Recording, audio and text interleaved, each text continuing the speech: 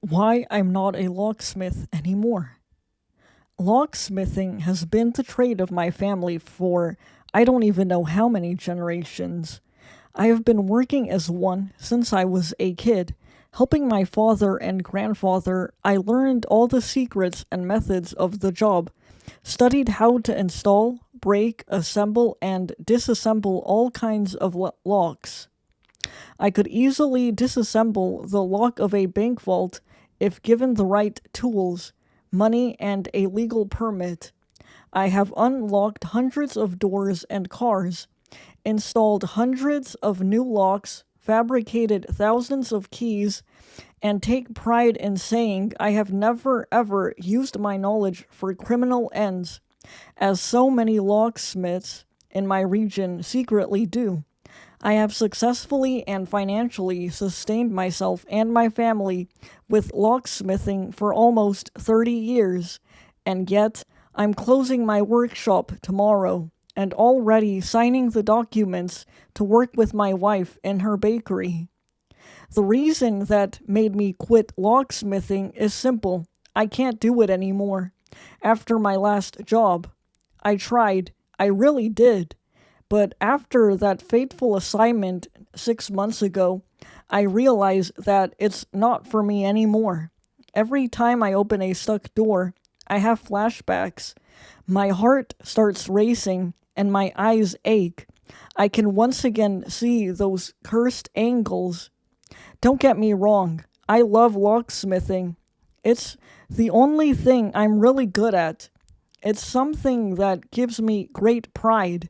I had even started teaching my daughter on the basics, and she enjoys it as much as I do, and it'll be hard telling everyone I'm quitting. Telling my wife, my daughter, my clients, my friends, none of them will understand, and for their own sake, it must remain that way. I have already told my dad. He was incredulous when I said I'd be quitting the craft. He was not only my most important mentor, but my inspiration and role model. His body is not even a husk of what he once was, but his mind is still sharp. I knew from the start that this would be the hardest conversation of all, so I decided it should also be the first. I approached him in his bed in our living room, where it's easier for us to take care of him since he can't climb stairs or live alone anymore, and told him about everything. Father went from disapproving to fully supporting me, but he also said something that I considered. No one but him must know. Ultimately, I decided not to follow his counsel for the first time since forever. We locksmiths know how to deal with stuff we were not supposed to see. Our work is about locking places. Sometimes this is about keeping things in, and sometimes about keeping things out. Locksmithing is almost synonymous with security and privacy, but it's hard to keep something so. Perspective changing to yourself. So I decided to write it down. One day, maybe I'll have enough courage to share it to my family or even the world. I don't know. I have not even decided what fake story I will use to explain my abandonment of the locksmithing business to all my former clients and acquaintances. Well, let's go back to the beginning. 6 months ago, I was called by Greg Becker to unlock a locked door in his property. Now, Greg Becker has never been a popular or particularly well-respected man. He is in his late 70s, and since I was a child, I heard rumors about his weird occultist practices, unsubstantiated rumors, I thought, until Greg called me urgently at 2 a.m., saying he needed help getting into his house. I was already sleeping, and the phone woke me up. I tried to dissuade him, saying my prices in the graveyard hours were exorbitantly higher than in daytime hours. But the old man was adamant, claiming it was an emergency. I dressed up, packed my tools, apologized to my wife for leaving in the middle of the night like this, entered my pickup and drove to his property. Well, old Greg Becker had a pretty house, albeit a bit rustic. It was located at the edge of town, almost in the rural zone. I parked my vehicle there and exited it. Greg Becker was on his porch carrying a lamplight, yet I could clearly see that the door of his house was open. I angrily questioned him why he didn't call me to tell me he had already found a way in, but he evasively replied that he actually needed me for something else. More often than not, that means trouble. So I was already going back to my car when he offered $1,000. That was what I made in an entire week of hard work, so I couldn't refuse. I followed Greg cautiously through the overgrown grass to a barn located a couple hundred yards behind his house. If the old man's house was rustic, then the barn was outright decrepit.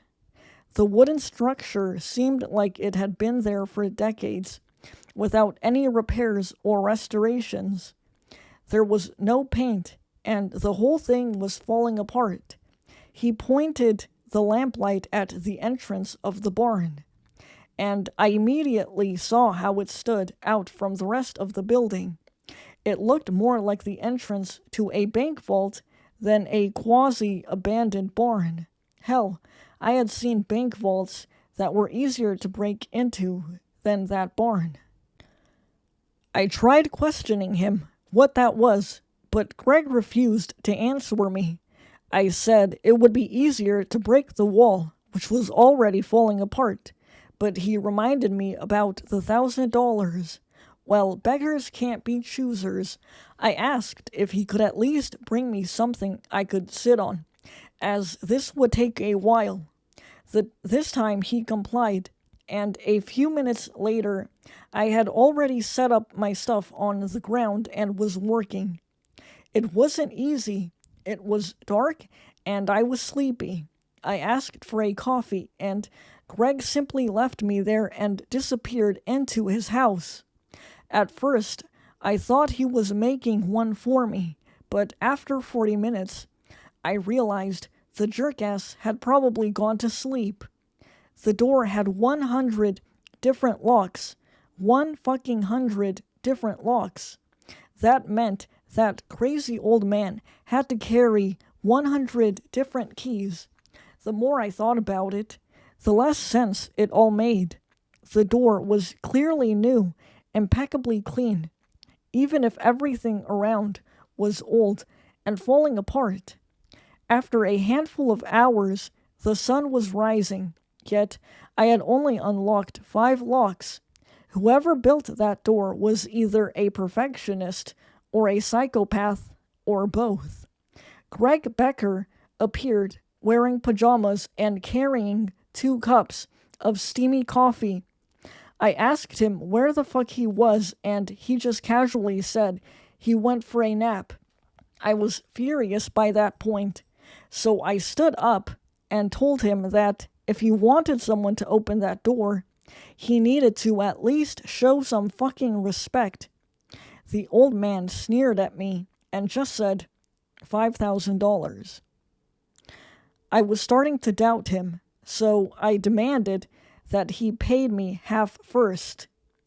Greg went inside the house and came back with an envelope full of money. I started working back on the door right away. The worst part was not the unending locks, the disrespectful client, the mystery surrounding that entrance, or the scalding hot sun in the sky. It was the maddening boredom of it all. Becker refused to talk to me because he said the job demanded discretion. There was no sound whatsoever, and my phone had no signal. I didn't even know how he managed to call me there. I hadn't picked up a signal ever since my car drove into that street. I didn't even have a watch, so the sole indicator of the time was the position of the sun. Around 2 in the afternoon, I had unlocked 17 locks. Greg Becker appeared to check on my progress, and I told him I was starving and that I needed to go home to rest a little bit. Greg wasn't happy, but he said that he needed me, so he just asked that I come back before midnight. I went home. My wife was pissed, but after I'd shown her the money, she reluctantly agreed to let me keep working on Becker's door. I didn't sleep well that afternoon. I kept having these weird dreams about Becker, years younger, carrying lots of bloody plastic bags into the barn. In the end of the dream, I saw myself opening the door, only for him to appear behind me and beat me to death with a baseball bat. The nightmares were unnerving, but I attributed them to stress. At 6 p.m., I was back at Greg Becker's property, but that time, I brought 20 hours of downloaded podcasts. Greg handed me a cup of coffee, his lamplight, and said he'd check up on me in the morning. I started working again. On the first night, the experience was stressful, but that night it was somehow dreadful. I kept having this irrational instinct that made me check behind my back all the time. And considering his property was his house, his barn, and a big, dark, endless open field of overgrown grass and nothingness. There wasn't even a moon that night. I kept working on the door, promising myself I wouldn't work here after the sunset. I unlocked another lock. That was number 21. I heard the house door opening. Becker was coming towards me, carrying 2 cups of coffee. Something was wrong. The sun was already shining.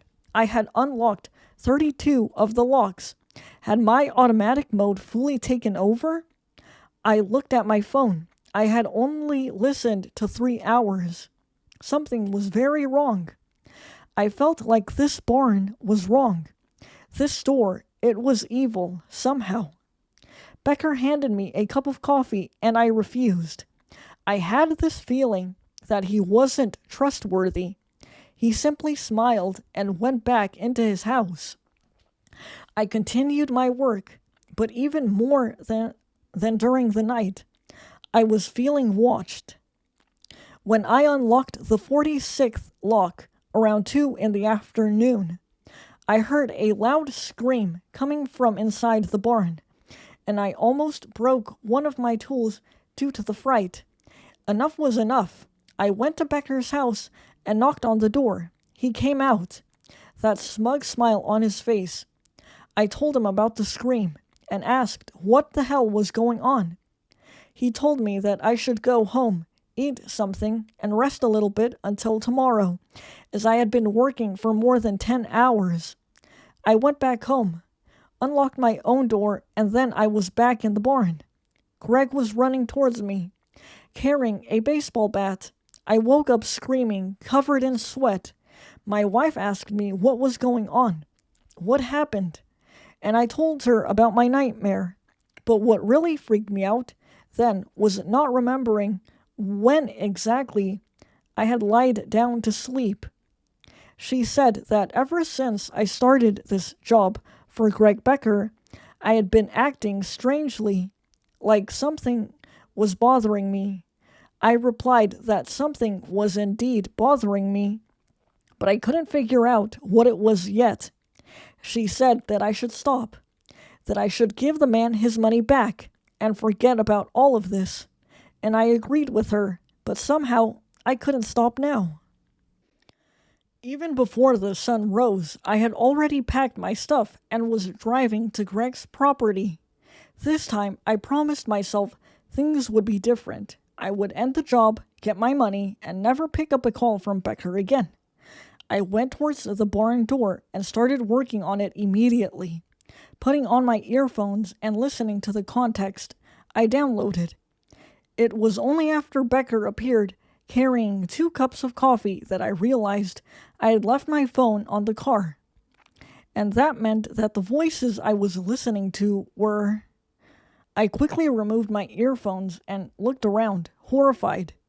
The voices were coming from behind the door. Becker approached me and asked if I was okay. I tried to fake a smile and answer that I was, but my head was slowly shaking and my forehead was sweating so much that no matter what I said, he'd know the answer was a blatant no. He then chuckled and went back inside his home.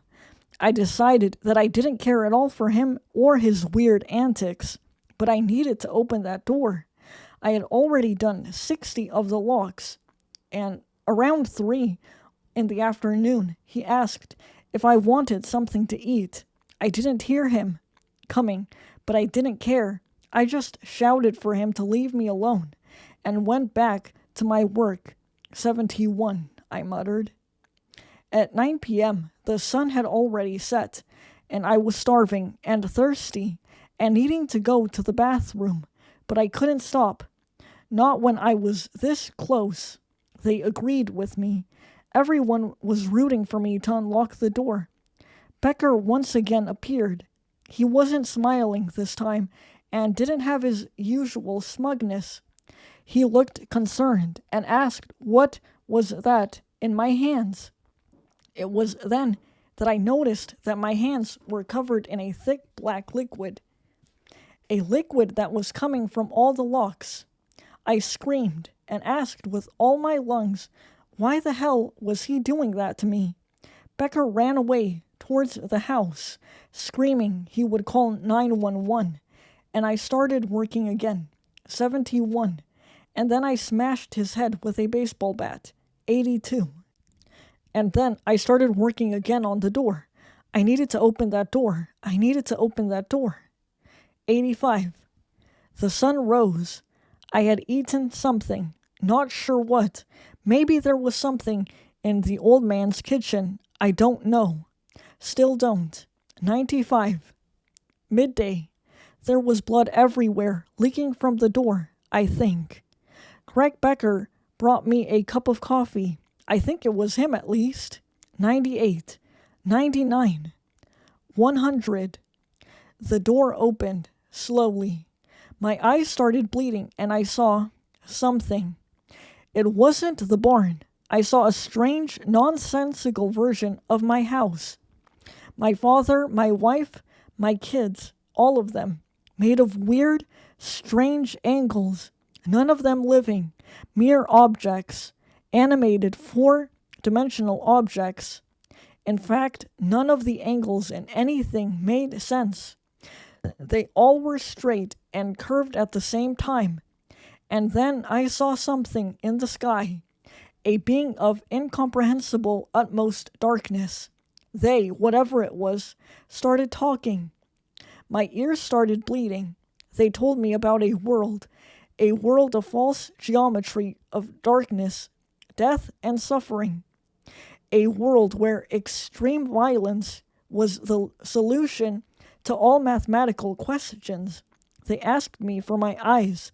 I was about to gouge them out when I saw Greg Becker, years younger, carrying a plastic bag full of human organs. I looked around me. I was dehydrated, hungry, covered in sweat, clearly having a heat stroke. My head was aching like hell. I fell to the floor, and when I picked myself up, I saw what really was behind the door. There were several bodies, all of them mutilated, with limbs broken or outright missing, and arranged in strange, bizarre geometric shapes. One of them was that of Greg Becker. I closed the door, and immediately all the locks locked themselves again. I went back to my car, and then I went home. Luckily, my wife wasn't home, and no one saw that I was covered in blood, so I burnt my clothes and took a very long shower. My family questioned me where the hell I had been. I was officially missing for days. The police had even gone to Becker's property to look for me. As I told my wife, I had gone there before my disappearance. Greg Becker was found dead due to natural causes. He didn't have a barn in his property. And yet, if the barn wasn't real, why did Greg Becker give me $2,000? When the police arrived at his house, the door was unlocked. The Haunted Book. I remember a time being either 6 or 7 at the ceremony, dressed in a black suit with a black hat that fit quite large for my head. People sat in rows, all wearing the same attire. Some were crying, while others stared at the brown coffin or into the abyss with no primary focus. A bit of silence had gone by then.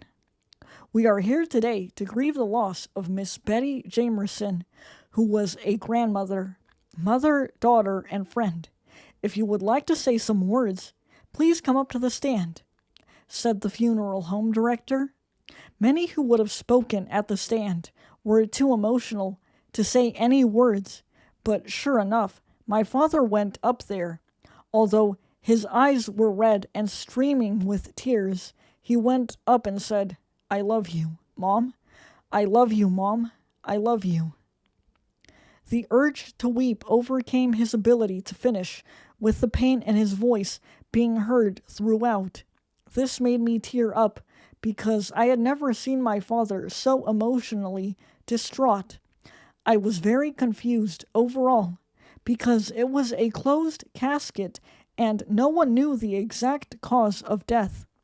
We had been informed earlier that morning that she was found in her rocking chair, rotting, looking as if she had been dead at least a couple of days, with all of her feet and hands snapped back in the opposite direction. Although I wasn't there, I overheard my father talking to the detectives earlier that day, but he never said anything of it. Then, it was time to walk around the coffin, and each person walked by and placed their hand on top of it as a way to say their final farewells to my grandmother. I was the last to say goodbye, which I had done swiftly to avoid being there alone, because the thought of a dead person scared me. The drive home was silent, but I noticed that we weren't headed the usual route, but rather the route we usually take to go to our grandmother's house.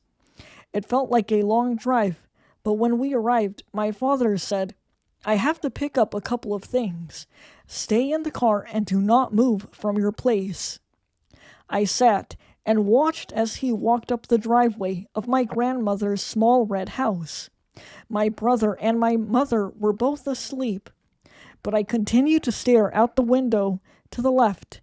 I noticed it had a handprint on it, with the imprint of the fingers looking extraordinarily long and didn't at all resemble the hands of my grandmother. My curiosity had gotten the best of me, and after no sign of my dad, I slowly walked out of the car and made sure to close the door silently behind me. I crept into the house, making sure to calculate each step. I finally got over to the window, and weirdly, there were no fingerprints or a smudge or even the smallest speck of dirt. However, I was sure I had seen it and continued staring at it, as if it would slowly appear in front of my eyes. Then I heard a voice from the basement, which sounded like a familiar voice, calling to me over and over again, as if it was urgent. I quickly ran downstairs, hearing every crack in every little step my feet had taken. I opened the door to the basement. I walked forward into the desolate area, which had one light bulb, with a string attached to it, hanging from the ceiling. In the center of the floor, I saw an old book. This book was closed, and on the front, it was written in a language I had never seen. At this point, I had been a fearless kid, but something seemed very off.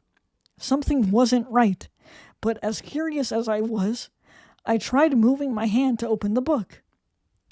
As my hand reached to flip it open, the light started to go dim, and the door to the basement slammed shut. Sitting in front of the book With my hand frozen in place, hovering over it, I was terrified and felt trembling through the entirety of my body. I couldn't move and felt like I was glued in place, being there for what felt like an eternity. I then heard steps coming from the stairs. The steps were slow and planned, as if they were disabled and, in some way, trying to find their footing. Then, after being frozen in place, to my surprise, my grandmother opened the door. However, she didn't look like herself, but had a large, sinister grin stretching from ear to ear, with no eyes resting behind her circular reading glasses. Her clothes were ripped and covered in black residue. There was a large moment of silence, which was followed by my grandmother's saying in a sinister, deep voice, "Grab that book for me, sweet baby."